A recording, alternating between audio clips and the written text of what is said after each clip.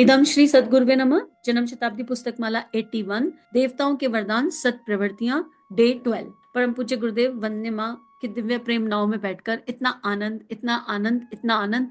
कैसा लगता है कि अब कोई दुख तकलीफ रह ही नहीं गई जीवन में। अब सुख दुख से जीवन परे चला गया और जा रहा है लगातार। जितना हम अभ्यास प्रयास करेंगे उतना हमारे अपने जीवन में परिवर्तन फील होगा।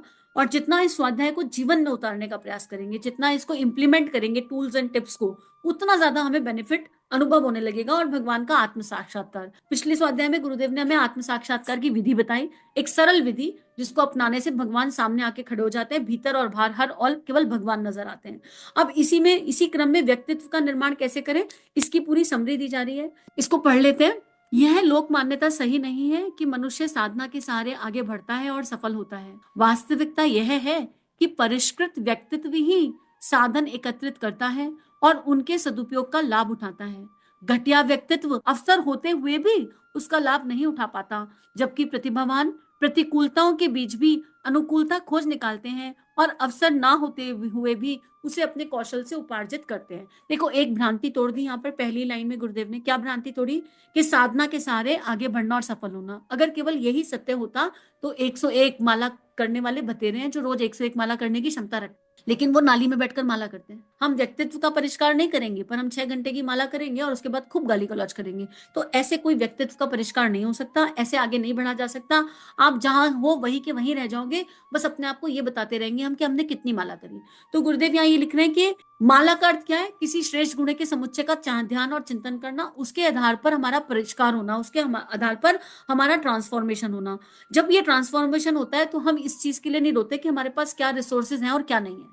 फिर ऐसा व्यक्ति ये नहीं सोचता कि मेरे पास क्या नहीं है, ऐसा व्यक्ति ये सोचता है कि मेरे पास क्या है और इन संसाधनों में जितने भगवान ने दिए हैं इनमें क्या बेस्ट इनका उपयोग किया जा सकता है। जो है, जो प्राप्त है वो पर्याप्त है कि ऊर्जा पर चला जाता है इंसान, और उसके बाद उस ऊर्जा से बेस्ट आउटपुट क्या आ सकता है उस पर चिंतन चला जाता है। तो ये मानव जीवन मिला है, ये पर्याप्त है, ये भगवान ने दिया है और ये पर्याप्त भी है।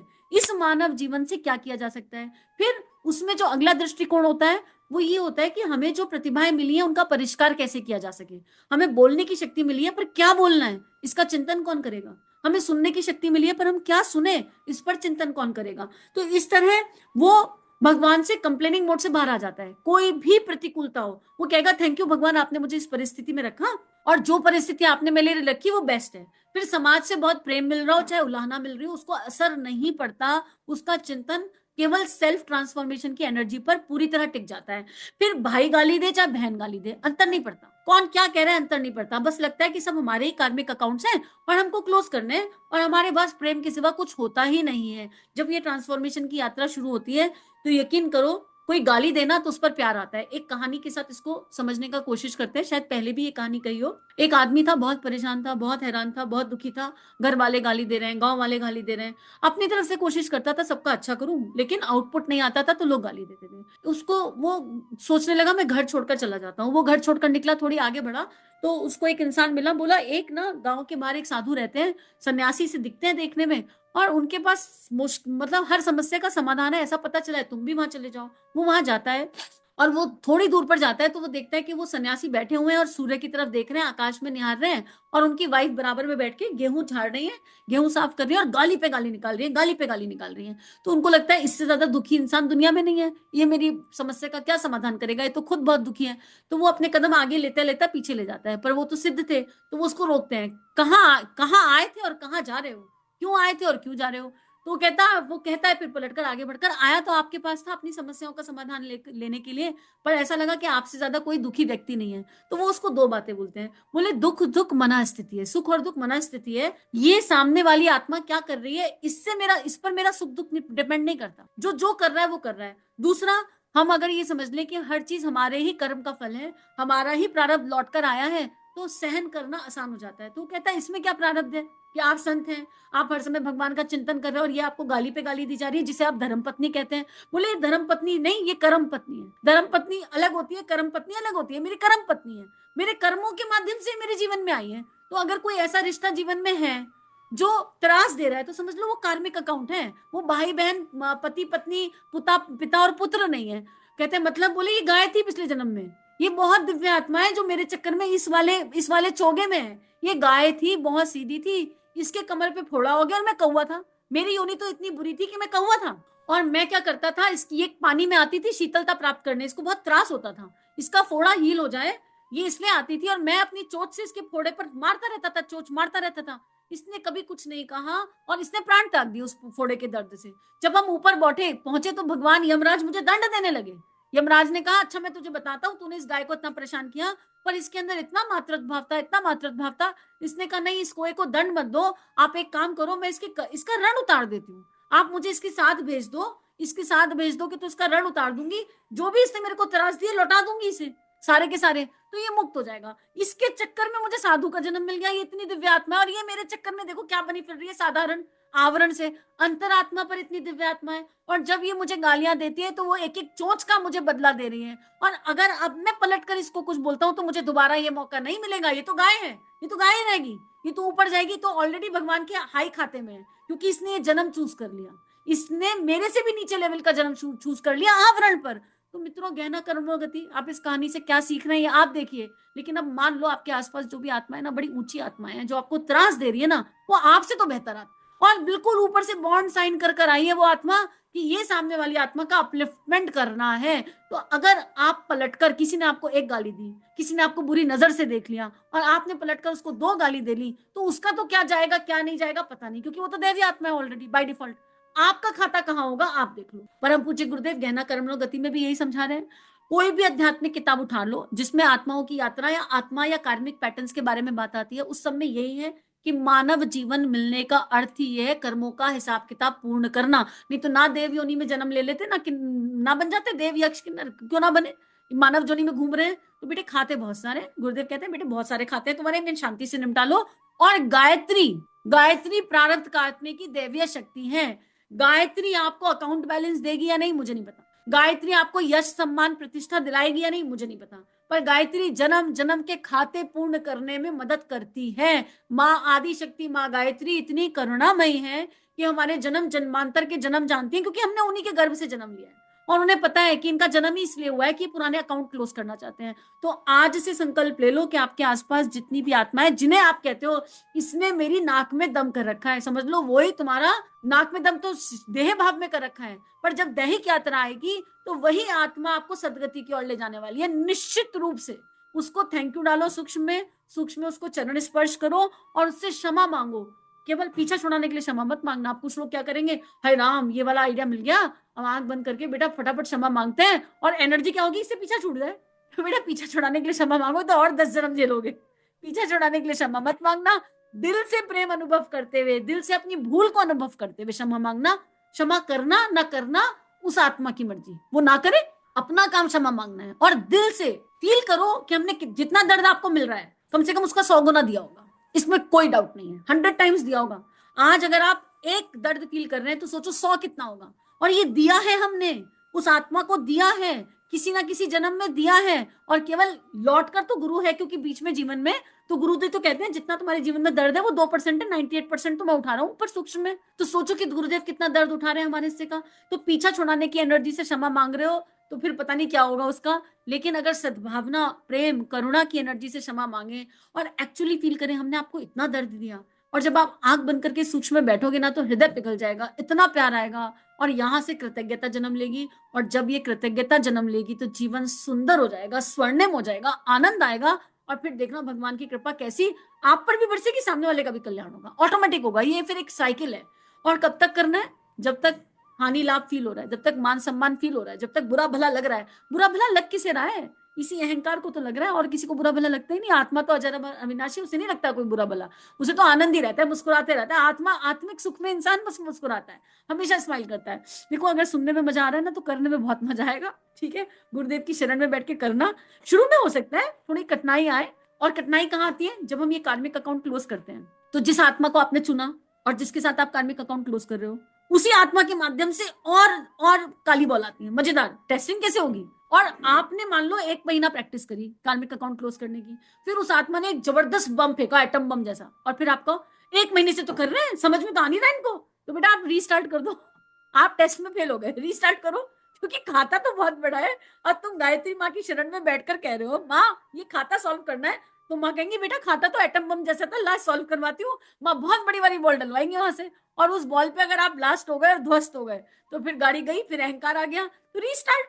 अच्छा दोबारा करते हैं, कब तक दोबारा करना है? खाना खा रहे हो, पानी पी रहे हो, जब तक तुम्हें बुरा भला लग रहा है तब तक दोबारा करना है। जब तक तुम्हारे हृदय में संत हृदय जागृत ना हो जाए, जब तक तुम्हारा हृदय उस आत्मा के प्रति नतमस्तक ना हो जाए कृतज्ञता से, जब तक तुम उसे सहज गले लगाने को तैयार ना हो जाओ, और तब तक जब भगवान आके कहें अब यही आत्मा हर जन्म मिलेगी, तैयार? और तुम खुशी से कहो हाँ तैयार, कोई दिक्कत नहीं। भगवान यहाँ पर आकर फेल हो जाते हैं, नहीं नहीं अगले जन्म नहीं, नहीं हो पाएगा, गुरु जी नहीं हो पाएगा, अगर ये आया तो फिर रिस्टार्ट कर दो, अभी भी घबरा रहे हो। वह नहीं हो सकता, घबराहट नहीं हो सकती, डर नहीं हो सकता, इतना आनंद आएगा गुरु जी अगला अगले जन्म, एक जन्म, अरे जितने मर्जी जन्म भेजो कोई दिक्कत नहीं है, तुम्हारी मर्जी गुरु जी, योर डिपार्टमेंट, हमको कोई अंतर नहीं पड़ता। जब तक प्रेम की तरंग ऐसी ना हो जाए तब तक बात बनेगी नहीं। इसके आगे की पैरामीटर नहीं बताऊंगी, नहीं तो स्टार्ट ही नहीं करोगे ना, यहीं तक रुक जाते हैं, यहीं पर कर लो। लेकिन करने के बाद जैसे मैं हंस रही हूँ ना, जैसे मैं आनंद में हूँ, आप भी आनंद फील करोगे, और इस आनंद को ना एक्सप्लेन नहीं किया जा सकता, इसके लिए शब्द नहीं है, बट जीवन सुकून में हो जाता है, इतना सुकून में हो जाता है। और एक पर कर लो, एक एक आत्मा को उठाना है, वो एक ही तो है जो सबसे ज्यादा त्रास दे रही है। अगर मैं आपको बोलूं आप 4 चेहरे देख रहे हो, इसमें सबसे ज्यादा खून किसने पिया, तो आप एकदम से एक का नाम ले लोगे, तो समझ लो आपने कितना पिया होगा उसका। अब ऋण पूरा कर लो, हिसाब किताब पूरा कर लो। ये करने में परिमार्जन होता है। ये क्यों बताया? ये इसलिए बताया कि ये करने से एक्चुअल परिष्कार, जो सच्चा वाला परिष्कार है। परिष्कार का मतलब क्या है? परिष्कार का मतलब है ऋषि जीवन और संत। परिष्कार का मतलब है भीतर से अहमता शून्य होना, एकदम अहमता खत्म। और ये करने में अहम गलेगा, पल पल गलेगा, पल पल। ऐसा लगेगा हे भगवान सब कुछ हमको ही सीखना है, तो भगवान कहेंगे मुस्कुराते हुए हाँ सब कुछ तुमको ही सीखना है, इसीलिए तो आए थे। और फिर गुरु किसके जीवन में है? गुरु हमारे जीवन में है ना, तो जिम्मेदारी किसकी? हमारी ज्यादा, ऑब्वियसली बाय डिफॉल्ट। हम गुरुदेव के अच्छे बच्चे हैं, तो गुरुदेव मुस्कुराते हुए कहेंगे और क्या बताओ, तुम नहीं सीखना चाहते तो मैं जाऊं? फिर गुरुदेव जाने के लिए कहेंगे तो बड़ा रोना आएगा, नहीं नहीं नहीं नहीं जाओ मत, रुको रुको रुको, करते हैं करते हैं। गुरुदेव शरणागति शरणागति, शरणागति पर आना पड़ेगा, पुकार करनी पड़ेगी। और कुछ नहीं ना हो, कुछ भी नहीं कर पाओ ना, तो नाम जप करो, गायत्री करते रहो करते रहो करते रहो, अपने आप देखना समय के साथ।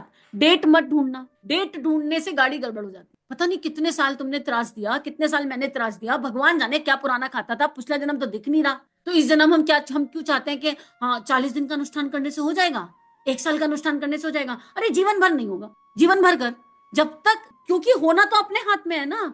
मुझे शिवत्व की उस अवस्था पर पहुंचना है पहले, जहां अहम खत्म हो जाए, बुरा भला ना लगे, मान अपमान ना लगे, रुपए पैसे का लालच ना रहे, कोई धारणा ना आए। उसके बाद प्रेम की अवस्था पर पहुंचना है, जहां सामने वाले को देखकर प्रेम की हिलोरे आने लगे। थैंक यू सो मच भगवान से मिलाने के लिए, थैंक यू सो मच तुम्हारे कारण इतनी उपासना हुई, थैंक यू सो मच तुम्हारे कारण इतनी साधना हुई, थैंक यू सो मच तुम्हारे कारण भगवान का रास्ता मिला, भगवान सामने आ गए, खड़े हो गए, प्रकट हो गए।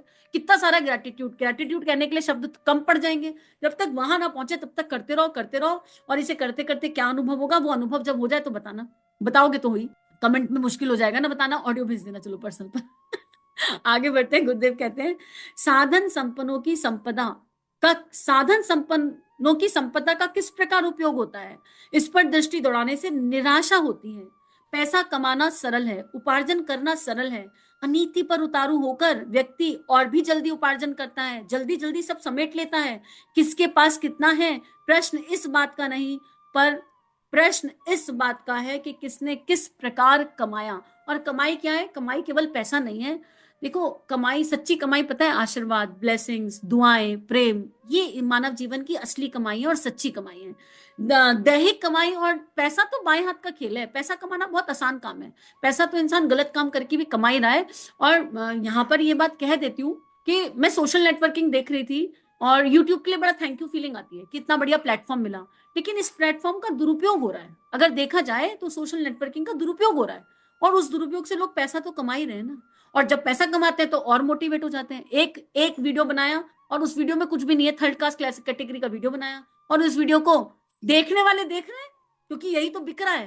तो अगर आध्यात्मिक लोग, सतोगुणी लोग एक साथ आ जाएं और हम बिल्कुल पक्के हो जाएं कि हम अनीति से पैसा नहीं कमाएंगे, हम नीति पर चलते हुए सफलता को शिरोधार्य करेंगे, हम कम कमा लें चलेगा, पर हम जो भी कमाएंगे उसमें ब्लेसिंग होगी, उसमें कृपा होगी। और स्वावलंबन एक बहुत बड़ी शक्ति है, महालक्ष्मी की शक्ति है। हम महालक्ष्मी की शक्ति को सेंटर पर रखते हुए स्वावलंबी बनेंगे। हर आत्मा को स्वावलंबी होना चाहिए।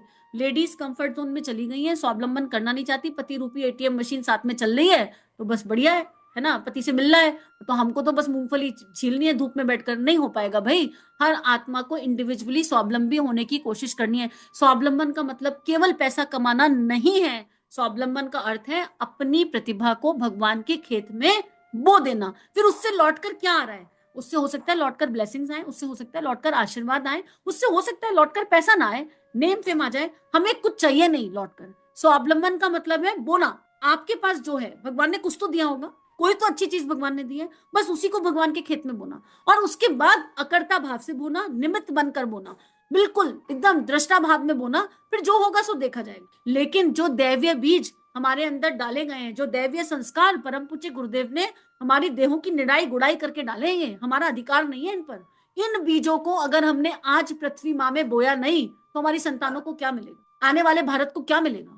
अगर दैवीय आत्माएं, सतोगुणी आत्माएं केवल अपने कमरे में छुपकर साधना उपासना करती रही और उन्होंने उस साधना उपासना के प्रतिफल को बांटा नहीं, तो फिर समाज का क्या होगा? तो बहुत तरीके हैं पैसा कमाने के। पैसा कमाना बहुत सरल है, उसमें लोभ है। हम चेक कर लें कि हमारा पैसा, हमारी रोटी इंटीग्रिटी के साथ, ऑनेस्टी के साथ आ रही है कि नहीं आ रही। और हम घर में बैठकर अपनी प्रतिभाओं को बेकार तो नहीं कर रहे कि भगवान ने प्रतिभा दी है फिर भी हम मजे से घर में बैठे हैं। अगर हम ऐसा कर रहे हैं तो हमें अपने आप को जांचने की आवश्यकता है। आज का स्वाध्याय यहीं पर गुरु चरणों में अर्पित समर्पित करते हैं।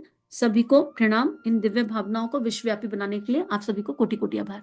इदम श्री सद्गुरुवे नमः। चलो गुरुदेव के सपने सजाने की शपथ लें। युग दृष्टा, युग ऋषि, परम पूज्य गुरुदेव की लेखनी जन जन के जीवन को प्रभावित कर सकती है, जन जन का ट्रांसफॉर्मेशन कर सकती है, हर किसी को परमानेंट आनंद की तरफ ले जा सकती है। इस कार्य को करने में हमें आपका सहयोग चाहिए। अगर ये वीडियो आपको कंट्रीब्यूट करते हैं तो इन्हें विश्वव्यापी बनाने में हमारी सहायता कीजिए। चैनल को लाइक कीजिए, सब्सक्राइब कीजिए और शेयर कीजिए। इदम श्री सद्गुरुवे नमः।